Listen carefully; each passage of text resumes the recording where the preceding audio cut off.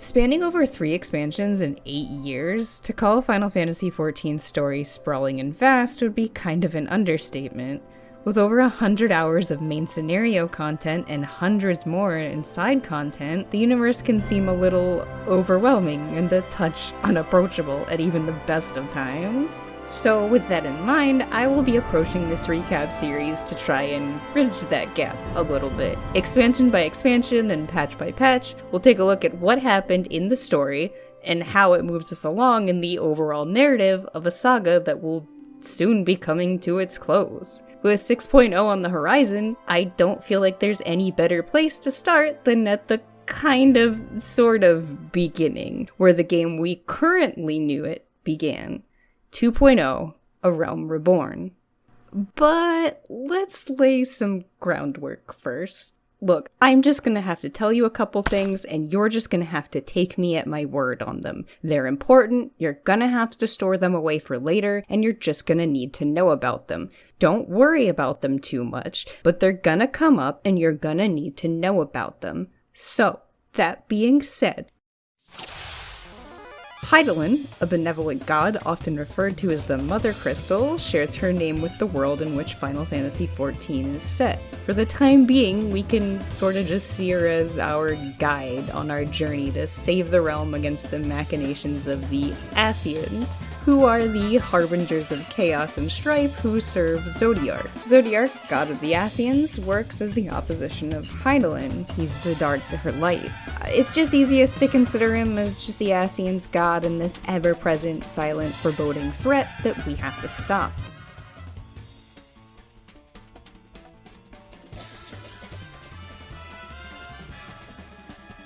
Eorzea, a word you will become intimately familiar with, is a region within Hydaelyn that consists of the Aldenard continent and its outlying islands. Eorzea itself is a blanket term we can use to cover sort of 6 city-states. Limsalo-Minsa, a haven for reformed pirates and outlaws whose grand company, the Maelstrom, is led by Admiral Merylwyn Blufuswyn. Gridania, otherwise known as the Black Shroud, is watched over by Elder Seed Seer Connie Cinna, who commands the Order of the Twin Adder.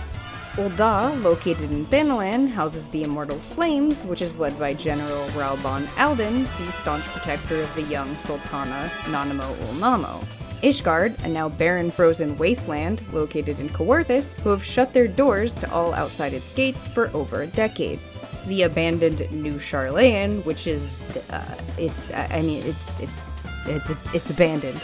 And finally, Alamigo, which has been conquered by the Garlean Empire in their campaign to cleanse lesser nations by force under the pretense of exterminating the practice of primal summoning. And on that topic of primals, primals, referred to as icons by Imperial Garlemald, is a blanket term referring to the multitude of deities worshipped by the non-humanoid beast tribes of Eorzea. Though the form and individual mythology of a primal varies, how to summon them is shared across the board. Belief in the primal, enough worshippers, and a whole lot of crystals. One of the largest dangers a primal presents is in their ability to temper or touch the souls as a means to further their proverbial follower count. Tempering is a permanent state in which sentient beings, even non-beast tribe members, will reverently worship their new god above all else until they die or are killed. The destruction to man, earth, and ether alike these beings bring only serving to quicken the onset of another calamity, a biblical-like world-ending event of which the realm has already survived 7.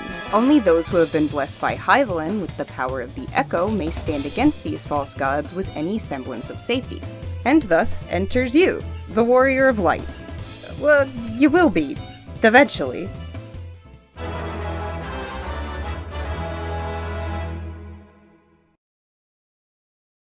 Five years since the 7th Umbral Calamity, an event in which the Great Dragon Bahamut, once imprisoned in Hydaelyn's man-made mood Dalamud, was set free by an unhinged high-ranking Garlean and nearly ended the realm, you awaken on a chocobo cart. After a carriage ride shared with an old man, a Moogle, and 2 absolutely, totally, definitely not important white-haired twins, you arrive at your chosen starting city-state, Ul'dah, Limsa, or Gridania, to begin your life as an adventurer. However, all is not exactly as it seems. While performing various seemingly basic everyday tasks for your chosen starting guild, you're plagued by strange visions of a time long gone. a time you, for all intents and purposes, should really know nothing of. This supposed gift of knowledge that the people of Eorzea have named the Echo is believed to be a blessing from the Mother Crystal herself, a blessing that causes the members of the Scions of the Seventh Dawn, Y'shtola in Limsa, Thancred in Ul'dah, and the duo Ida and Papaimo in Gridania, to approach you. After arriving at the Waking Sands, you speak to the Scion's current, sort of, leader, Minfilia, a young woman also gifted with the Echo, just the same as you. Once you join the Scions, you set out to do that which will soon become your legacy for better or worse. Slay primals, and keep a watchful eye on those who would wish to summon them, beastmen or Ascian alike.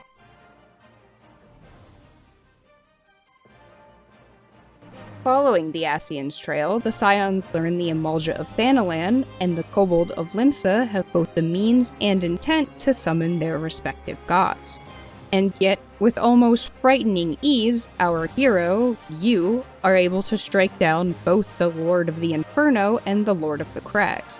And with both primals dispatched and the Ascian's machinations seemingly thwarted, you return to the Waking Sands. Celebration is to be short-lived, however, as the scene of carnage and slaughter welcomes you back. As if on cue, your gift once again allows you to glimpse into events that should have otherwise been unknown to you, and it soon becomes clear that Garlean Tribunus, Livia Sas Junius, commanded the attack on the Waking Sands to capture Minfilia and any other notable Scions, killing all else who remained. With the Scions publicly disbanded following the tragedy, you and the young Alphino Levelor push on in search of the defected Garlean engineer Cid Garland, a man whose help was vital to the Eorzean alliance in the calamity 5 years ago. Following the trail to the church of Saint Adama Landama, not far from Camp Drybone, you find an amnesiac Cid going by the name Marquise. Despite his amnesiac state, Alphino petitions the man to assist the pair with an airship to defeat the Ixal's newly summoned primal Garuda. And with Alphino's words lighting some type of spark in his soul, he agrees to push on to the snow-fallen Coarthus with both you and Alphino, in search of his missing airship and his identity. The trio arrives in Coarthus, meeting the young Lord Horchefon Fortons, who is willing to lend aid in your search if you do him really just the smallest, tiniest of favors. The Ishgardian Lord requests from our heroes that they help him get to the bottom of House Helionart, and more precisely, Lord Francel's supposed heretical ties. After some snooping in foreign affairs, a habit which you will become increasingly familiar, it's discovered that someone has been planting draconian rosaries to frame House Helionar. With the execution halted and Francel's name cleared, Harshafont reveals that the Enterprise had landed in Stone Vigil following the calamity. However, the problem being, the Vigil has since been taken over by the Dravanian Horde. So, under the direction of Lord Dromon at Whitebrim Front, you take back Stone Vigil for Ishgard, securing both the Enterprise and the respect of your newfound Ishgardian allies. With the airship recovered, the group is able to swiftly defeat the vicious Garuda, but once again find victory short-lived. As Garlean Gaius Van Belsar arrives, he begins to mock Garuda and her Ixal followers. Sending a flurry of wind at the captured beastmen, Garuda forces her hostages to summon their respective primals in a fit of despair. And for the most fleeting of moments, Ifrit, Garuda, and Titan all unite to turn their fury onto the Garleans.